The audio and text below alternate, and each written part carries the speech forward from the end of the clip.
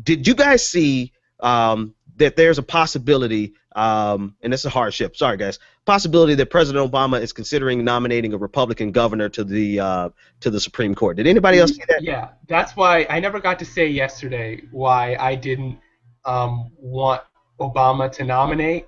And I was like, it's going to be an unpopular opinion.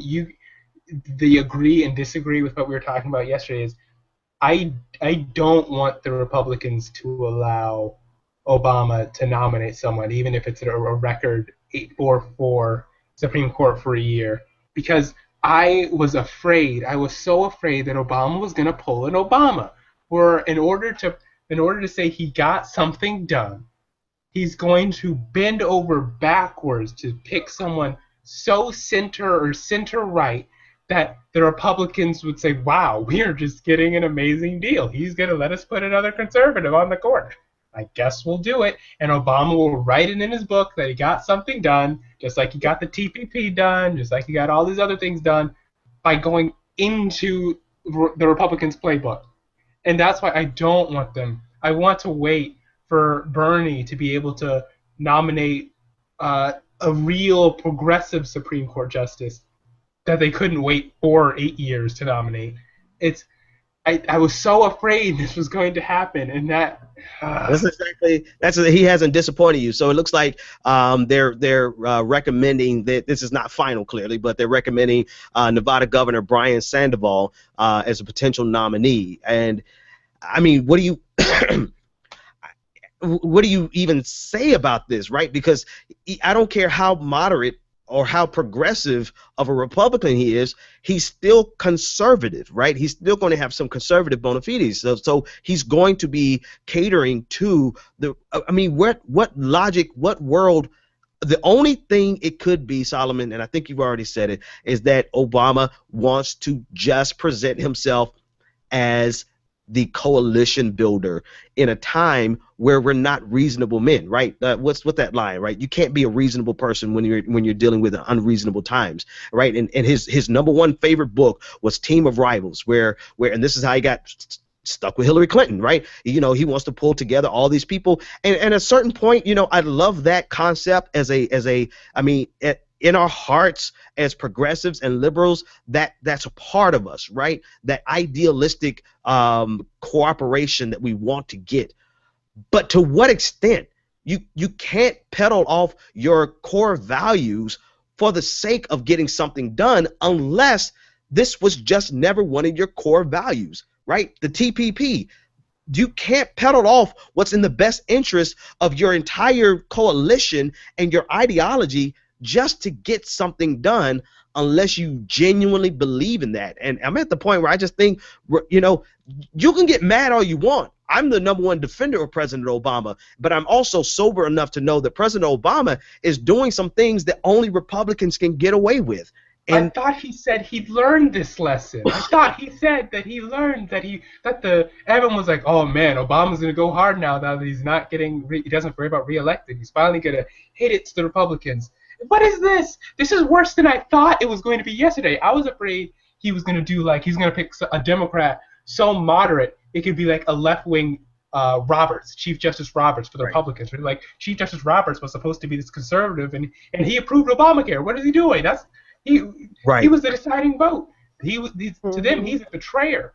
And with so many important things like affirmative action and voting rights and Citizens United coming up, I don't want him to pick a wishy-washy moderate. And he goes and picks a conservative beyond. And I mean, it's not final, right? It's not final, but the mere fact that he's floating this idea, because that's what it is, right? He's floating this idea to see the popularity of it for the purposes of just testing the waters to see if he can get away with this. And I'm hoping that whatever sample he's polling at this point, I'm hoping they're giving him the middle finger at this point, because this is beyond the pale, not just because of the label of Republican, but because of all of the ideological baggage that this person could potentially bring to the court. I know I got to get you in on this because I know you're a legal scholar, and I'm sure your signal is better right now. What you got on this one?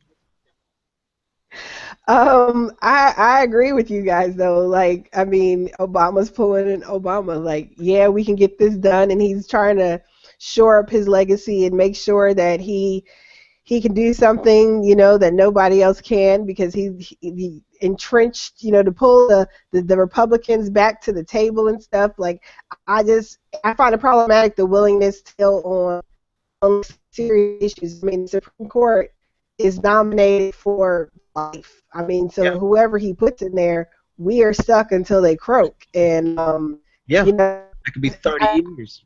Yeah, or the way some people live, he just had a visit from a woman who's 109. So I mean, I don't really know, but I just really think that it's like I'm someone who thinks that the Republicans, like, we should not rush to do anything rash, like by floating out a nominee that could potentially be problematic right down the line.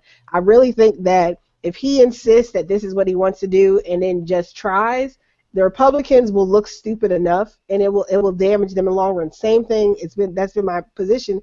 Same thing when Ted Cruz forced the shutdown a few years ago. Like, ultimately, that absolutely backfired. They got nothing they wanted and made them look incompetent. Right. Like, Congress has had a low rating and stuff for years now. For years. And President Obama, on average with Americans, is seen as more capable and competent than our existing Congress. So I really hope that he will take his time. I mean, it does take time to get through the nomination process, but we still have like 330 days or whatever. Like, there's still time to get this done and really think about a good nominee. I mean, I'm sure it won't be someone who's uber liberal, but at the same time, to give someone who's a possible conservative, the ultra conservative seat, it's just problematic on so many different levels. And I think, you know what? Let's look at this from a gamesmanship, right? Perhaps President Obama is trying to expose Republicans for being as ridiculous as they are. I don't know why he would want to play at this point, but what he doesn't realize is that they can one-up him on this and just accept his nomination. Yeah, I don't think that's what he's play him. Right. No, but actually, Obama has played these games before, right? I've seen Obama pull some stuff on the Republicans where they just look complete buffoonish at the end of the day. But I think this one is just one of those things that is just too, not only risky, but just too important to even consider doing this. If that's the only, outside of Obama just being ridiculously cooperative and seeking coalitions to the detriment of his own beliefs, outside of that, the only thing it could possibly be is that he's trying to play a political gamesmanship game with Republicans to expose them, and it probably is going to backfire on him. So I'm hoping like the rest of you guys that I'm hoping that it just in this case, let's just slow down and do it. I mean, there's